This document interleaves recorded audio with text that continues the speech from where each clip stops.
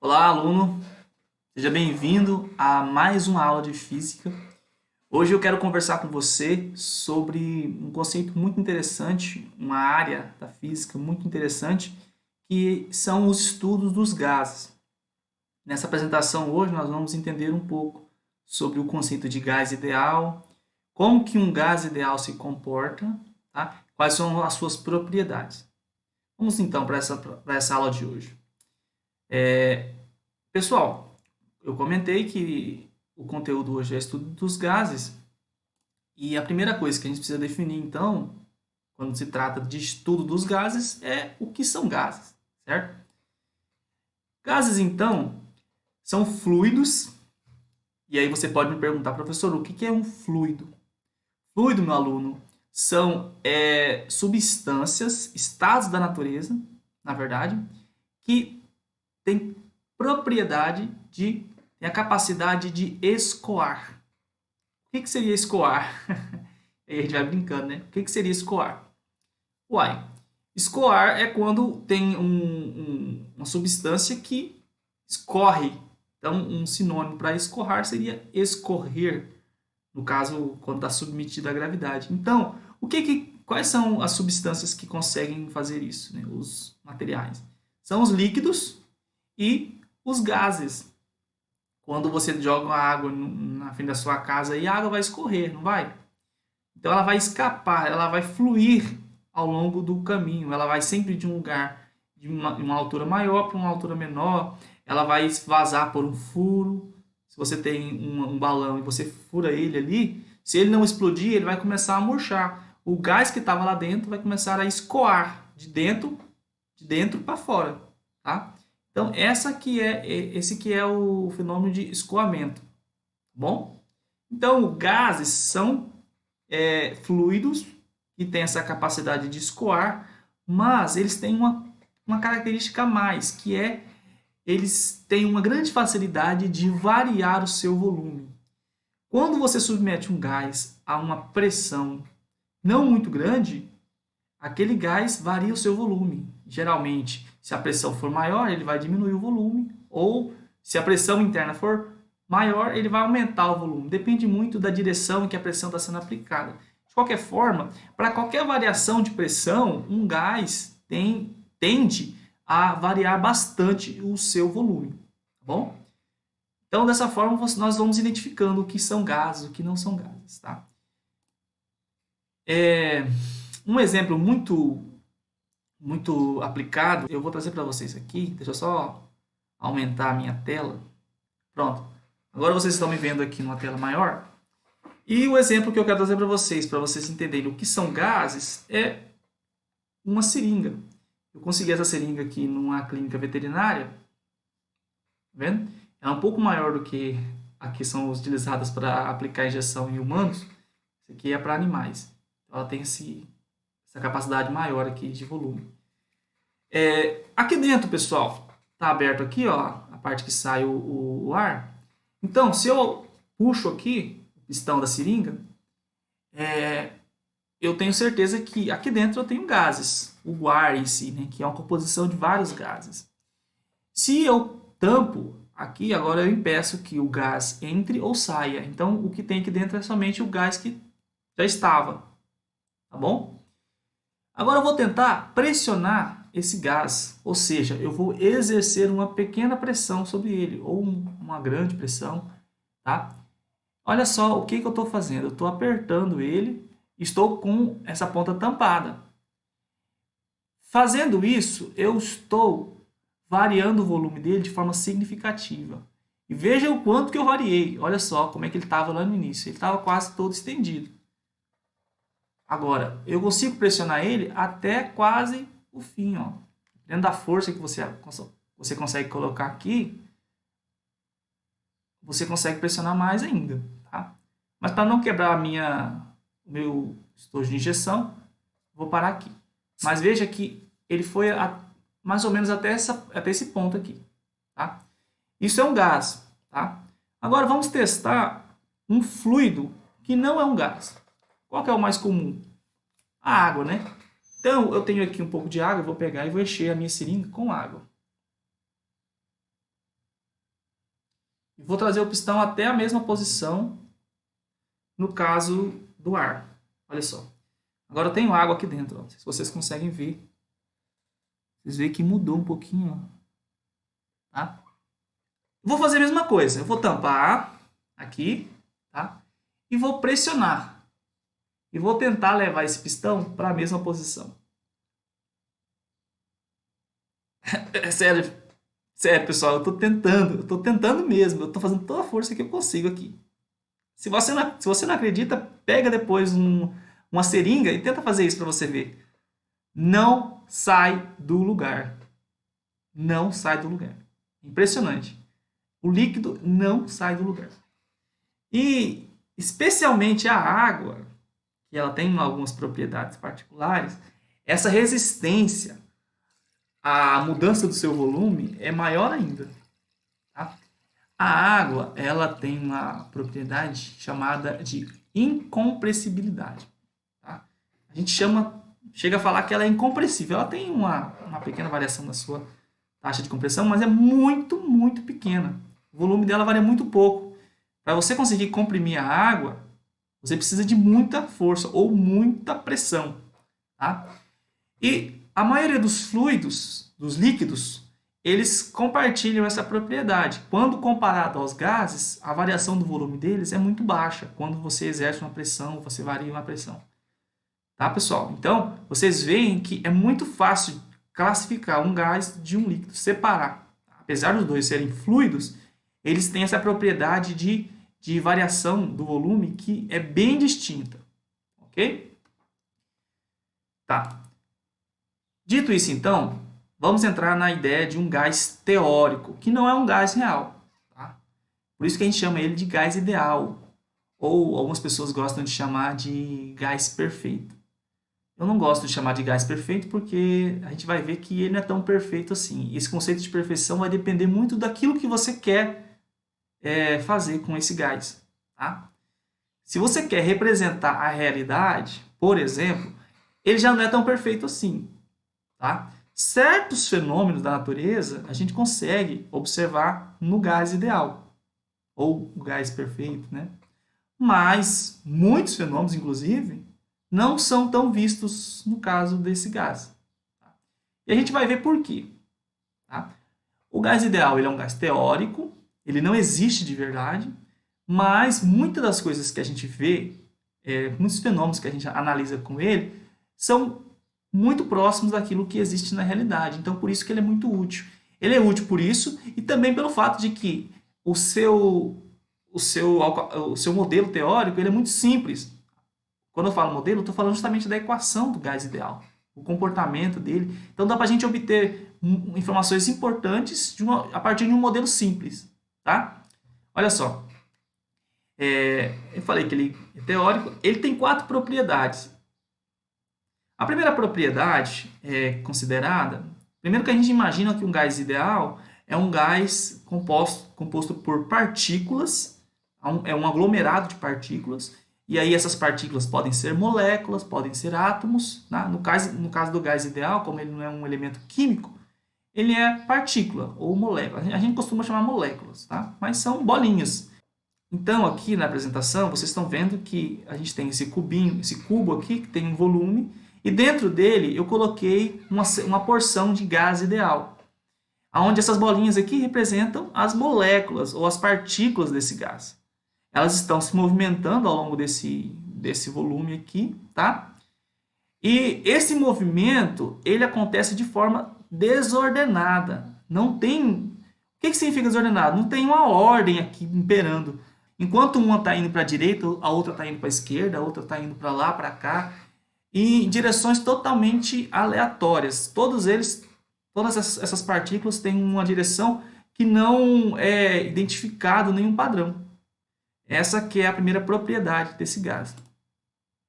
A segunda propriedade é que quando essas moléculas ou essas partículas passam próximas umas das outras, elas não têm nenhuma interação por atração ou por repulsão.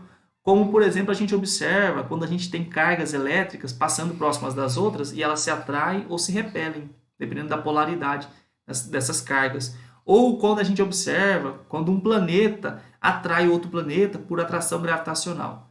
Nenhum tipo de força desse formato acontece com as partículas ou as moléculas do gás ideal. Quando elas passam umas perto das outras, como a gente está vendo aqui, ó, na situação na letra A, eu coloquei A, C, B. Letra A, elas estão se aproximando, e aqui depois elas estão praticamente próximas, o mais próximo possível uma das outras, e simplesmente passam. Tá? Se elas tivessem uma atração, no mínimo aí, a trajetória delas seria modificada de uma ou da outra, ou de ambas. Ou elas poderiam simplesmente grudar e ficar grudadas por meio da atração. Ou elas se repelirem também. Tá? Mas vocês veem que a trajetória delas não mudou nada. Ó. Passou como se não existisse nada, nem percebeu a outra ali. Passou. Tá? Essa é uma característica de um comportamento onde as partículas não têm atração ou repulsão entre elas, tem interação nesse caso. A única interação que a gente vai observar é quando elas literalmente colidem, tá? Quando elas se chocam umas contra as outras. Aí sim a gente vai ter um fenômeno de colisão, tá? Que culmina justamente com a terceira propriedade. Essa colisão ela vai ser regida, o comportamento dessa colisão vai ser moldado pelas leis de Newton. Tá? E aí, essa colisão tem um nome que é colisão perfeitamente elástica.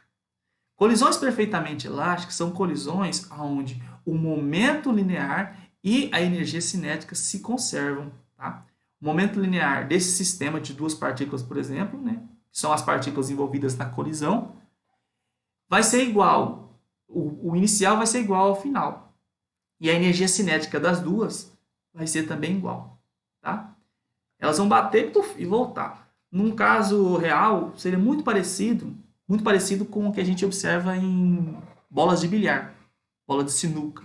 Elas batem e já se repelem, já vão embora para o seu caminho. E a velocidade delas pouco varia. No nosso mundo real, isso varia um pouco, mas se a gente pensa no gás ideal, a velocidade dessas partículas aqui não muda nada.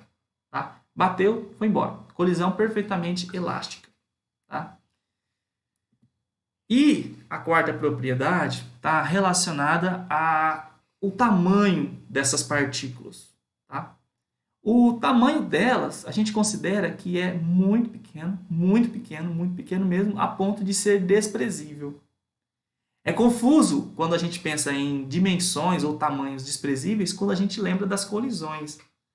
Né? Como é que elas vão se chocar se o tamanho delas é praticamente desprezível? Aí que está o ponto. A probabilidade delas se colidirem cai para zero. Tá? O que não muda é o fato de que se elas colidirem, vai ser uma colisão perfeitamente elástica. Tá bom? Outro detalhe. Essa colisão entre essas partículas não acontece só entre elas em si. Também acontece a colisão com a parede, né, do recipiente aonde eu estou comportando o gás ideal. Voltando lá naquela figura, a gente tem aqui, ó, tá? A gente tem esse volume aqui onde o gás, as partículas estão se deslocando e veja que aqui em alguns pontos elas colidem contra a parede. Essa colisão também é perfeitamente elástica. Tá? Todas as colisões que envolvem as partículas do gás ideal são colisões perfeitamente elásticas. Então, não são só colisões entre elas, mas também delas com as paredes do recipiente. Tá? Então tá, pessoal. Dito essas quatro propriedades, nós vamos agora falar sobre variáveis de estado. Para exemplificar o que seria uma variável de estado, nós vamos pensar na seguinte situação, uma situação do cotidiano. Vamos supor que você chegou em casa e sua mãe, o seu amigo, seu irmão, alguém chegou até você e perguntou assim: oi, tudo bem? Como você está? Uma pergunta do cotidiano, acontece sempre. Cada pessoa vai responder de uma forma diferente. Se a pessoa está, por exemplo, alegre, é uma uma propriedade relacionada ao estado emocional da pessoa, vai falar, tô alegre, tô feliz, certo? Tô desapontado, tô frustrado, tô muito feliz, enfim. Mas também você pode responder sem o maior problema se que você está com dor de barriga, tá com dor de cabeça, ou que você está com vontade de comer alguma coisa, você está com fome. Então, perceba que você pode responder relacionado à sua saúde, relacionado à sua fome, ou relacionado a muitas coisas. O seu estado aqui pode ser medido por, eu não é muito dizer que por infinitas variáveis. Cada aspecto humano pode estar sendo avaliado quando você responde o seu estado, como é que você está. Tá? Então, nós seres humanos, por natureza, somos muito complexos e ao mesmo tempo bem simples. Mas nós somos bem mais complexos do que um gás ideal. Um gás ideal, quando você pergunta, entre aspas, para ele, você está querendo saber, e é só isso mesmo que dá para saber do gás, nós estamos pensando em 3 propriedades, só 3, tá? Que é o volume, a temperatura e a pressão desse gás. Então, quando você perguntar para o gás assim, ô, senhor gás ideal, como é que o senhor está? Ele vai falar, eu estou com um volume tal, com a pressão tal e com a temperatura tal. É só isso que ele vai te responder. Tá? E é isso. E com essas 3 propriedades, nós conseguimos definir o gás ideal por completo. Nós podemos falar qual é o estado dele por completo. Tá? Mas veja só, nós precisamos saber dessas 3 variáveis, tá? Ou pelo menos 2 delas. Tá bom? Vou falar da primeira, então, o volume. O volume de um gás corresponde justamente ao espaço, o espaço que esse gás está ocupando. Tá? Ou o espaço que você disponibiliza para ele. Tá bom? Porque um gás, e em especial o gás ideal, ele ocupa o volume que você disponibilizar para ele. Se você tiver um volume pequeno, ele vai ocupar aquele espaço. Se você expande aquele volume para um volume bem maior, 100 vezes maior do que aquele inicial, o volume que o gás vai ocupar é aquele que você disponibilizou. Tá? Ele vai preencher. O que quer dizer isso? Quer dizer que essas partículas aqui, ó, que elas estão se deslocando, elas vão agora ir até a fronteira do volume. Elas vão agora ir, porque elas só pararam aqui porque tinha a fronteira do volume. Mas se você aumentar a fronteira, elas vão até bater de novo e aí vai expandindo, tá? Vai diminuir a densidade aqui? Vai, porque agora você vai ter um volume maior e a quantidade de partículas vai ser a mesma, tá? Mas o volume vai aumentar. Então, ó, quanto maior for o recipiente, maior será o volume do gás. Tá? O volume do gás é dado pelo recipiente. A segunda propriedade é a pressão. A pressão de um gás, como eu comentei com vocês, os gases, as partículas do gás ideal, elas colidem com a parede. Tá? Aqui eu tenho um desenho aqui para mostrar como que isso acontece. A parede, ela também é constituída por moléculas. São moléculas organizadas, né, numa estrutura, uma estrutura que compõe o material. E aí as partículas, as moléculas do gás ideal batem contra essas outras moléculas, essa parede, e vai acontecer aquela colisão que eu comentei, que é perfeitamente elástica. A partícula ou a molécula do gás ideal vai simplesmente voltar num ângulo aqui, regido pelas leis de Newton. Tá? Então, aqui você vai ter uma colisão como uma bola, como partículas que colidem lá, quando a gente estuda colisões lá nas leis de Newton. Tá? E a pressão vai ser definida pela força que vai ser exercida quando essa bolinha colidir, dividido pela área, a área da colisão.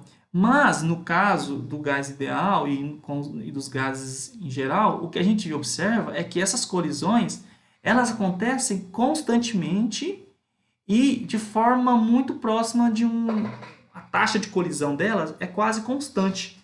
Então, a taxa de partículas que está batendo na parede ali do recipiente é quase a mesma. Não tem um momento em que muitas partículas batem e depois poucas batem. Tá sempre partículas batendo. Então, se a gente fizer uma média da taxa de colisão ou da força que essas partículas vão exercer, nós vamos estar muito próximos do que realmente está acontecendo. Então, por isso que a gente faz, na verdade, a pressão é dada pela força média de todas as partículas, dividido pela área. que é justamente a área total aqui interna do nosso volume. Essa medida aqui, ela acontece mais de forma empírica. Você vai ter um dispositivo que vai medir para você a pressão. Você não vai medir a força, você vai medir a pressão, tá? No caso dos gases. Por fim, a terceira variável de estado é a temperatura. A temperatura, ela está relacionada com a taxa de movimento das partículas. Não necessariamente a colisão, mas movimento. Se essas partículas estão vibrando, se elas estão se deslocando, se elas estão movimentando muito ou pouco, a temperatura vai depender dessa energia cinética dessas partículas, tá? Então, por isso que ela é a medida do nível ou o grau de agitação das partículas do gás ideal. E é basicamente isso. Num caso de menor temperatura, as partículas vão estar em menor agitação, e em um caso de maior temperatura, a gente vai ter partículas que vão agitar, vão ter uma energia cinética maior, vão estar em maior agitação. Para você, aluno, eu quero deixar uma pesquisa, tá? Essa aula já está chegando ao fim. Você vai fazer uma pesquisa bem tranquila e veja lá quais são os equipamentos que são usados. Eu comentei que pressão é medida, né? E todas essas outras variáveis são medidas, tanto o volume como a temperatura. Quais são os equipamentos que nós usamos em experimentos para medir o volume, a temperatura e a pressão? Tá? Você pode pesquisar somente um aqui. Você pode deixar aqui nesse vídeo os comentários quais foram os resultados da sua pesquisa. E também eu quero que você olhe aqui na internet e quais são as unidades de medida que são utilizadas para essas variáveis. Principalmente as do Sistema Internacional de Unidades, ou o famoso SI. Quais são as unidades utilizadas? Tudo bem? Então a gente se vê na próxima aula, dando continuidade a esse conteúdo de estudo dos gases. Nós queremos ver na próxima aula quais são as transformações gasosas que esse gás ideal pode sofrer. Valeu, pessoal. Até a próxima.